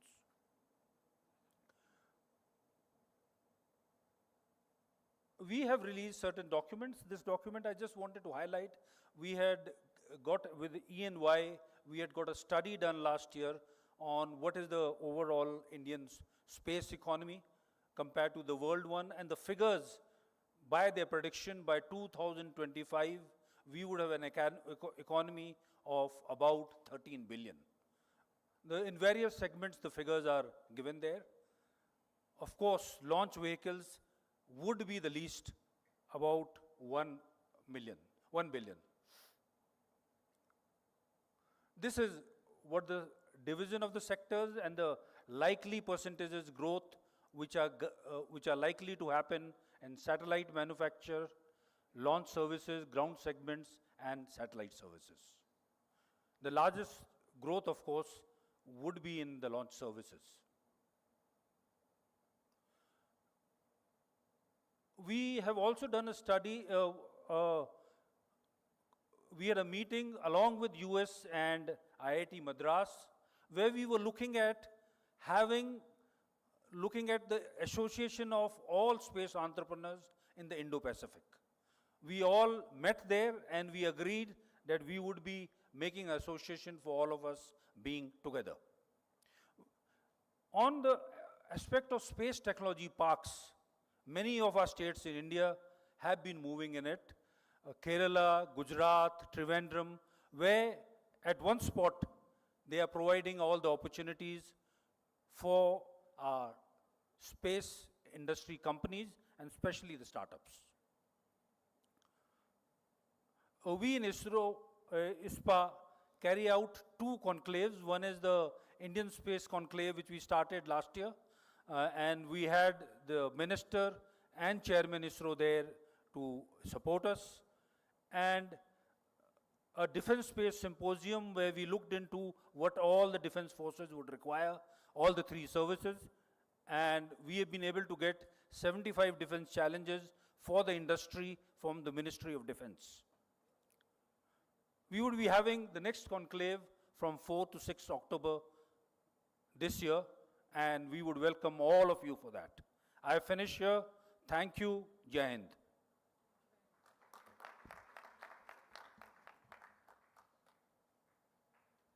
Thank you very much, sir. And with that, we would once again reiterate the time limit. We have to stick to 3 minutes. Now I'd request Mr. Sanjay Kumar, President, Geospatial World, to kindly make his address. Thank you very much and very good afternoon. Thank you to Dr. Somnath and Dr. Pawan for giving us this opportunity to talk about. I will be talking on behalf of the global geospatial community, a community which is more onto the downstream applications of space infrastructure, and my title would be more about space infrastructure and geospatial value for the world economy and society. Looking at what's happening around us is a lot of change which is on the rise is climate change, disasters, wasteland, or inflation. And the consequence of that is depleting agrofields, water scarcity, depleting natural resources, flora and fauna, and very important, depleting wealth of the nations. Especially in the last 3-4 years, a lot of wealth has gone away from us. So how do we deal with this situation? It's all about resilience, and resilience of all kinds, be it economic, be it social, be it environmental, be it infrastructure, cultural, or human, diversity, equity. These are the kind of resilience the transition is going on currently around us. So what is the role of space and geospatial infrastructure in that? Geospatial infrastructure and space help you measure, model, monitor, and manage what? And the output is in the form of productivity. It does help you increase productivity, efficiency, transparency, and compliance. And these are very important topics. And actually, when you talk about sustainability of everything, the compliance and transparency are equally important tool of sustainability of everything. And that's where the use of technology for productivity and efficiency is what leads to the economic growth, what leads to the sustainability of everything. Looking at geospace, the foundation of the digital economy. Geospace is actually the foundation. Today, we live in a digital age, and everything is dependent on geospatial technology and space infrastructure. What we help to do is describe the problem, diagnose the problem, predict the solutions, and then prescribe how to address that. This is the kind of workflow cycle we have to find hindsight, insight, and foresight. And that is how the economy is growing. That is how the businesses are using this technology across huge enterprises. You just say so many businesses are just dependent on the power of location, power of GNSS. PNT is inside every digital device of this world. And if the PNT is messed up, all of us are messed up. I'm telling about the economic impact. And what is that impact happening around us is that impact is transitioning our industry as a whole. The industry which was seen as a technology, the industry which was seen as a laboratory or a government function is an industry. So now you don't hesitate in saying that space is an industry or a geospatial is an industry in itself. And that is the kind of transaction taking place. And why this market map talks about is the fact that we have GIS and analytics, Earth observation, GNSS and positioning, frontier technologies, infrastructure modeling, solutions and system integrators, and the new kid on the block is the consulting firms. I can share these slides. I know it is not visible, but that is how the global geospatial and space market is organized. And look at the kind of companies, how they are playing into different parts of the role, and that's what we make a solution. And this slide, it talks about the $202 billion of investment in the last 3 years around geospatial and space. I heard about $100 billion investment, which has been said by various speakers in this summit. But where does other $102 billion comes in? That other $102 billion comes in actually from the location and geospatial investments. Host of investments is going on across the location companies, across the 3D modeling companies, across the indoor GIS companies, across every aspect of living where we are making use of this technology. This industry is actually growing nowhere less than 17 to 20% CAGR every year. Just depends how do you want to define, how do you want to scope it up. That is what is the scope and definition is what makes you believe or not believe, or rather further believe. So global geospatial industry market currently is about $512 billion, out of which this includes GNSS and Earth observation as well. And let me tell you that 65 to 70% of this market is driven out of GNSS and Earth observation. And GNSS is almost 55% of that model. We give a lot of emphasis on Earth observation, but if you look at the actual uses of the space technology for the citizens or the consumers or the businesses or the security, GNSS is the driving force. GNSS is the driving force, I want to tell you. And this is growing at the stage of about 14%. I have a caveat to share. When somebody says that, geospatial space economy is about $1 trillion going to be in 2030, I actually disagree. Space economy right now is already $1.7 trillion. But depends on how do you want to define that. Do you take all the applications, which is Uber or Airbnb or Zomato or all those applications and their business values, do you take them into account as part of your economy? Yes. 35 billion deliveries have taken place in India in last 1 year. 35 billion deliveries means what? Every delivery is based on the location. Every delivery is based on the indoor map. Every delivery is based on the 3D modeling. That's what it is. And this is a published figure. We have just a detailed exercise on this, and you have no hesitation in saying that this data is very, very correct. And the economic impact. Today itself, $7.5 trillion of economic impact. We as a profession, as a holistic profession, we make a $7.5 trillion economic impact. I'll just take 1 more minute or 30 seconds to say that why it is important that we actually talk about safety, sovereignty, and trade of space infrastructure. We heard about sustainability of space. We heard about the threats around that. If safety, sovereignty, and trade of space is not taken into account now, all this will be reversed. One bad actor, I already have seen, couple of bad actors can take it so backward that we all would be starting living into an age which we were about 20 years back. Thank you very much.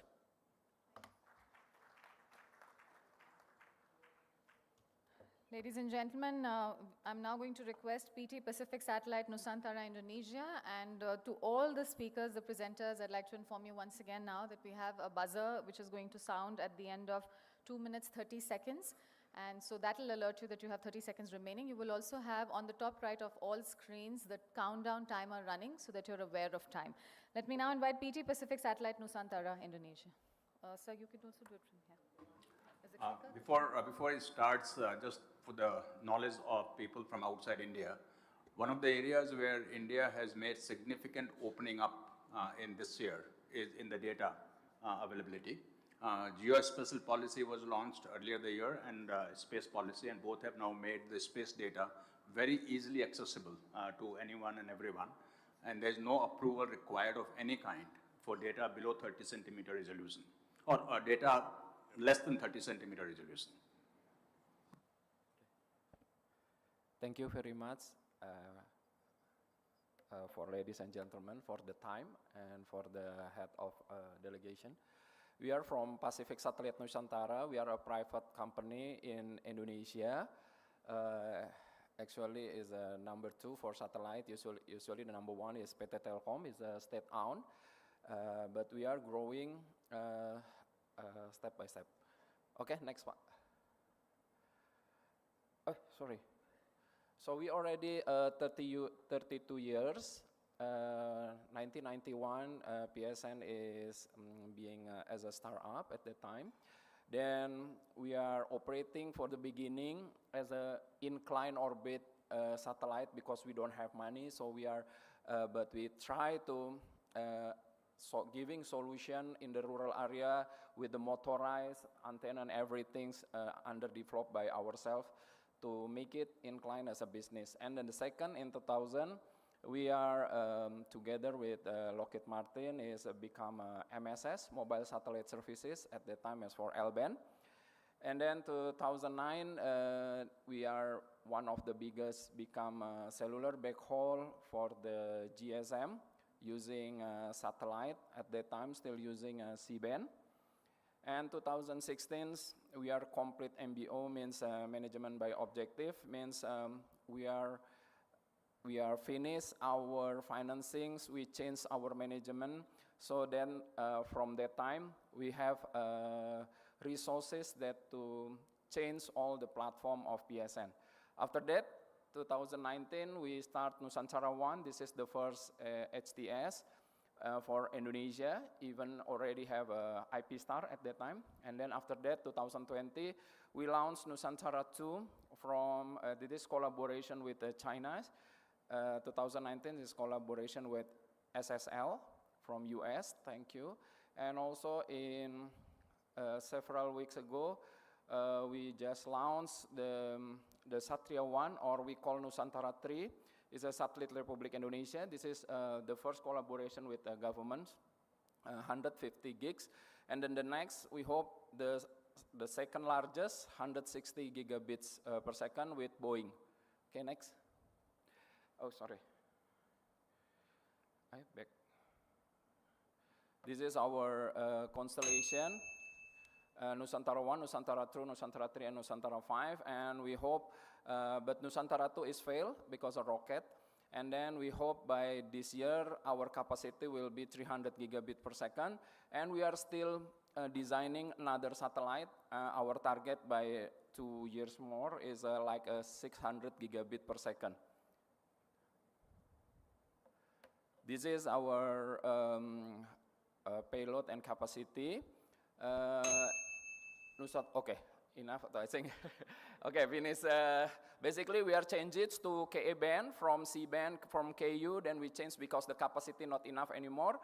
And then, because I'm a head secretary general for Satellite Association in Indonesia, Indonesia is growing like 65% only for the satellite. So satellite industry in Indonesia is a very high increase. Thank you very much.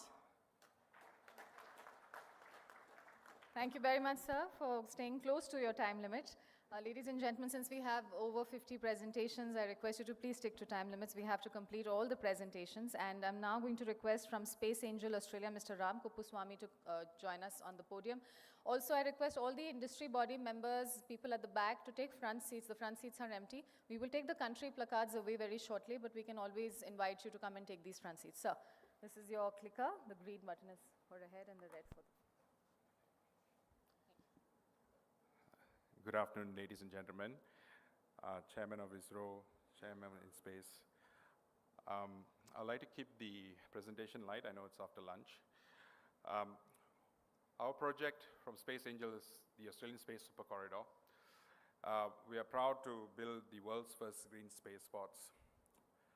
Our focus is to provide rapid rocket launches at a low cost from the green space pod.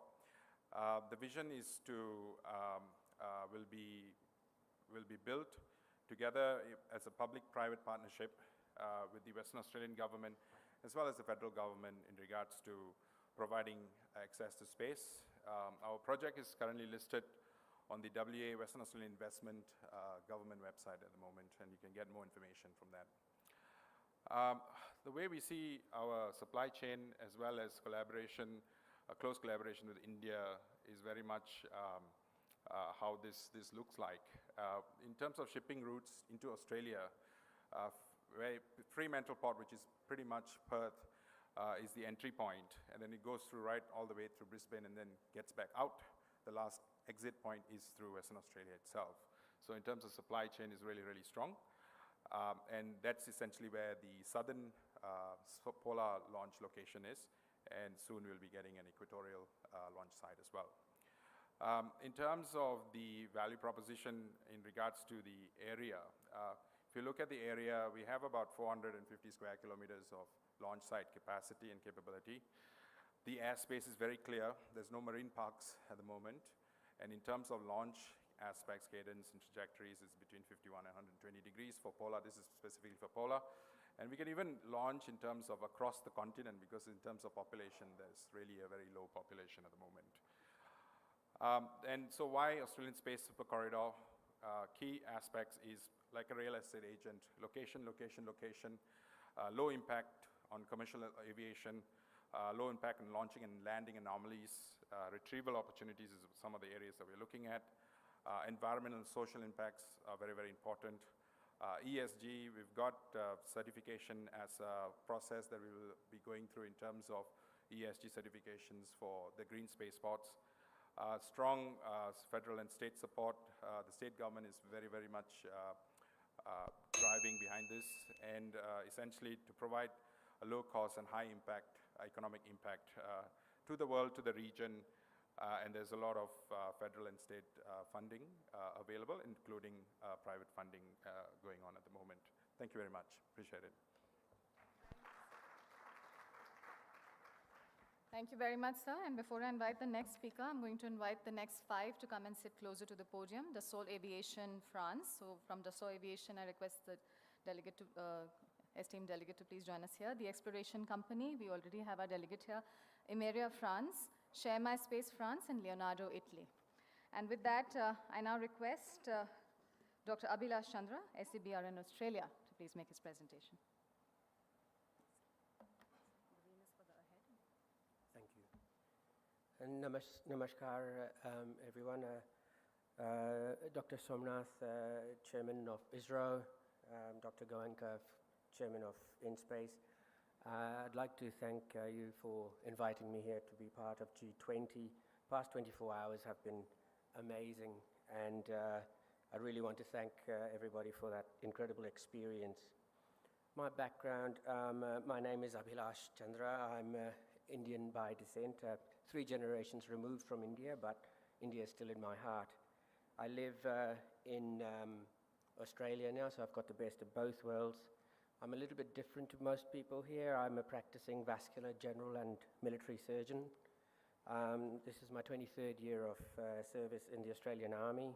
I've been an infantry soldier, medical officer, and now I'm the senior medical officer for 9th Brigade. I'm also an academic, so industry professor at UniSA and Future Industries Institute. And I'm also the founder and managing director of the Sabrin Group of companies. This background gives me a great opportunity to try and help deliver better healthcare to those who are in the world who need it the most. As we all know, 50% or more of the global population do not have access to adequate healthcare. The top left picture on this slide shows how the distribution of healthcare is globally. The darker areas are areas that do not have enough access to healthcare. So at this point, I'd made it my purpose to try and bring better healthcare faster to all the people who really need it. I've been developing the Sabrin eLife Pod. Basically, it's a transportable life sustainment pod that can provide an integrated emergency ICU and operating theatre capability. It can be transported by land, air, space, including the littoral zone, by a variety of different vehicles, which includes trucks, trains, planes, helicopters, amphibious vehicles, and boats. And when we look at starting to colonize extraterrestrial environments like lunar surface and Mars surface, I want to try and have the eLife Pod also providing the best healthcare for our people on extraterrestrial environments. So the eLife Pod is designed to have better diagnostic, better monitoring, and better treatment capabilities. It'll start off with ultrasound and X-ray. Future generations will have CT scanners. It'll have capability of managing airways, transfusing blood, and performing surgery. It'll have advanced telehealth capability, and it'll be built according to United Nations Sustainability Development Goals. I want to work with India to try and build this eLife Pod. My goal is to try and get the eLife Pod to not only be useful for the Gaganyaan projects in the future, but also try and provide better healthcare for India and the world's poorest as soon as possible, being in line with the one Earth, one family, one future. These are my contact details. Please feel free to contact me with any questions or queries. Thank you very much. Thank you very much, sir. May I invite Dassault Aviation France, Mr. Philippe Da Silva. So good afternoon. Okay, and thank you for this opportunity to be with you today. I represent Dassault Aviation, a French company, leader and pioneer in the aerospace industry, both in military and in commercial sectors. and we have in this domain a very long history of cooperation with India. In the space sector, we are primarily focused on the design of reusable space planes and lifting bodies, which are at the crossroad of aeronautics and space, and which can benefit the most from mature aeronautical technologies. And we have been involved in many spacecraft projects since the 60s, ESA programs, NASA program also. And in all these programs, we have always been committed to apply our proven technical aeronautic skills, making Dassault Aviation a unique player in the space sector. So we believe in synergies between space and aviation, and we believe these synergies will become increasingly strong, particularly to meet the growing needs of the commercial sectors. Many of today's space sector challenges are indeed those that aeronautics sector was able to address yesterday. That is what we did over this last century. I'm talking about reactivity, reusability, flexibility, reliability, and of course safety.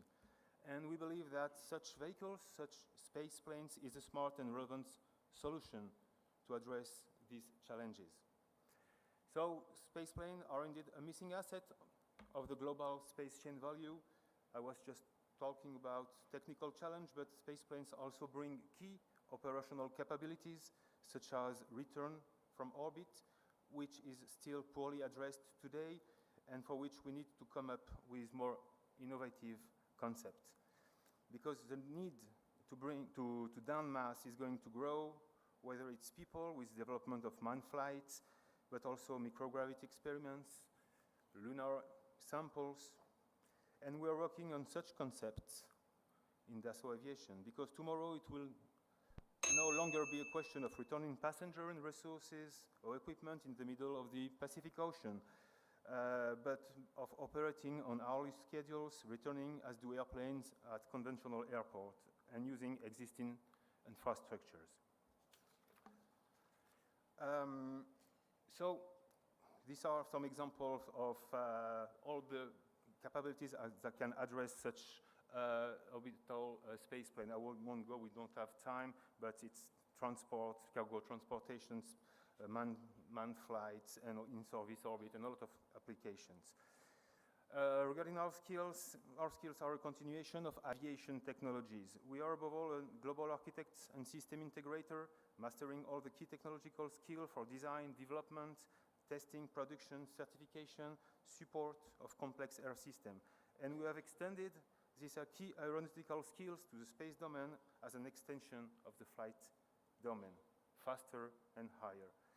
As conclusion, I will say that over the past 10 years, the global space sector has undergone an unprecedented transformation and expansion, and as a player in aerospace innovation for over a century, Dassault sees this transformation as a great opportunity.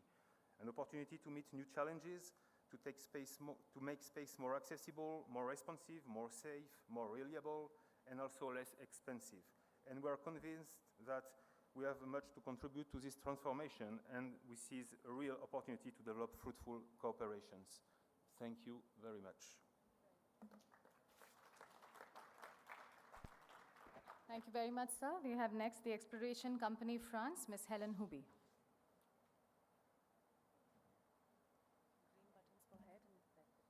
Okay. So, hello everyone, and I'm going to bring you in space. Our mission is to democratize space exploration, so to make it affordable, that is to say accessible from a price point of view, to make it sustainable. We are the first in the world to fly a space capsule with green propellant, and to make it open. We are the first in the world to open source our interface, and we want to be able to serve in a cooperative manner International Space Station, American Space Station, and also Chinese Space Station one day. So you see here basically our vehicle, our vision. Our vision is to make basically orbital vehicle like Volkswagen makes car. Our vehicles are made out of 2 bricks, one capsule, which fly to space station around the Earth, fly to space station around the moon and then comes back and then can be reused, flying with green propellant, a technology that we develop in-house. And the second brick is the trunk, the service module, empty or filled with cargo when we go to space station around the Earth, and when we go to the moon, we need additional energy, so we develop in-house a cryogenic oxygen methane engine that enable us to go to the gateway and or to land at lunar surface, and that engine can be refueled in orbit. So hence we can use, for example, the Starship capability as a tank to be able to perform several missions. So these are like cool design, but probably you want to know where we are today. So we started working in September 21. Today we're actually 82 employees because we grew since that slide, so since last week. We've raised around about 55 million euro, which is a record in Europe. We closed the biggest Series A ever raised in Europe by a space company. That's when there were war in Ukraine and double-digit inflation. And we are flying this year in October together with India. So thank you then to Radhakrishnan for the excellent cooperation that we've been able to set up with him. So we fly our first baby capsule second week of October, and it will be launched by PSLV. And in 24, we fly our subscale vehicle that will be launched by SpaceX. I want to show you some cool hardware picture, so that you can see that this is real actually. You see on the left-hand side our baby capsule that will be launched here from India, second week of October. You see in the middle the mid-size capsule, which is currently in the manufacturing process. On the bottom of the slide, you see our new integration room in Germany, and you see on the right-hand side the two in-house engines that we're developing in-house, green propulsion on the one hand, and oxygen methane for landing at lunar surface. And as a conclusion, I would like to thank again India for this amazing organization and for giving me the opportunity to present to you the exploration company, as well as for the great cooperation so that we can launch together this year our first baby capsule, and for the cooperations to come, among them a strong cooperation for the parachute and more to come. Thank you for your attention. Thank you very much, Madam. And with that, I'd like to invite Emeria France, Mr. Philippe Gauthier.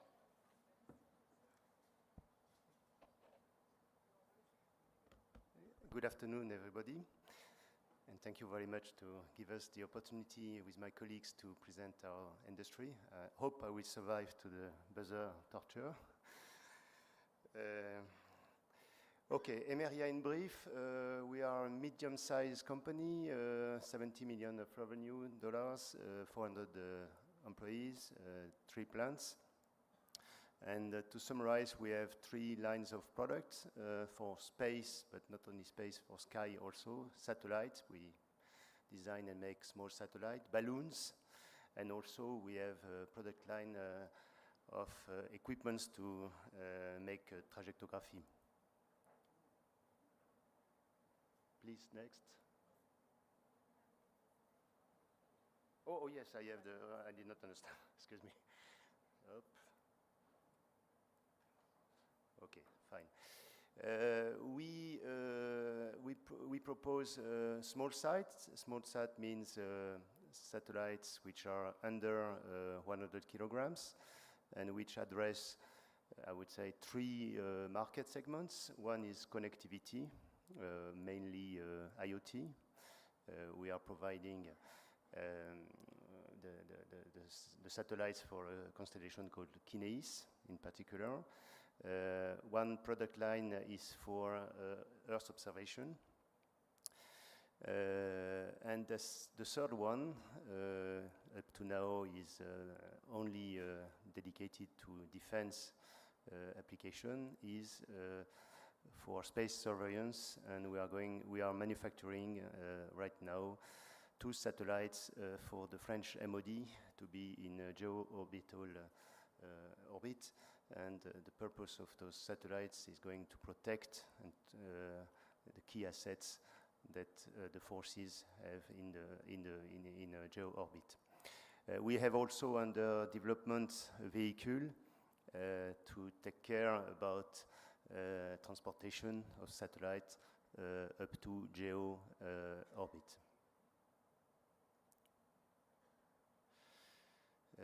About the balloons. Balloons is our systems now, which are becoming again, I would say, fashionable. But just focus on the one category of balloons, which are stratospheric balloons.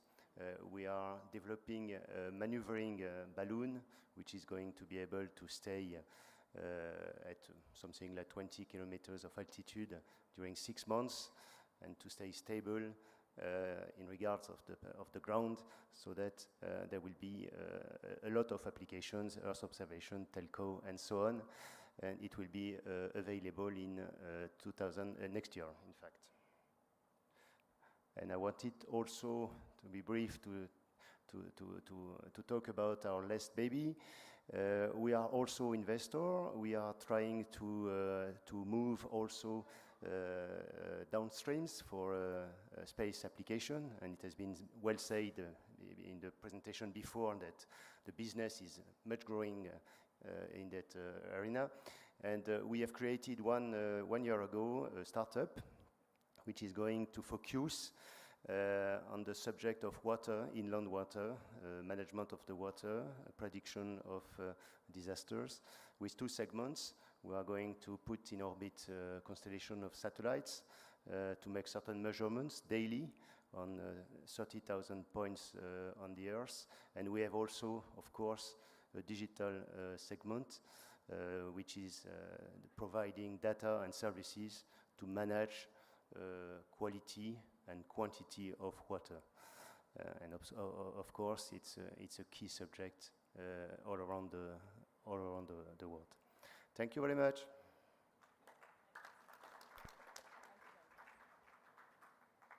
Thank you very much, sir. And the esteemed delegate from Share My Space, France, Mr. Romain.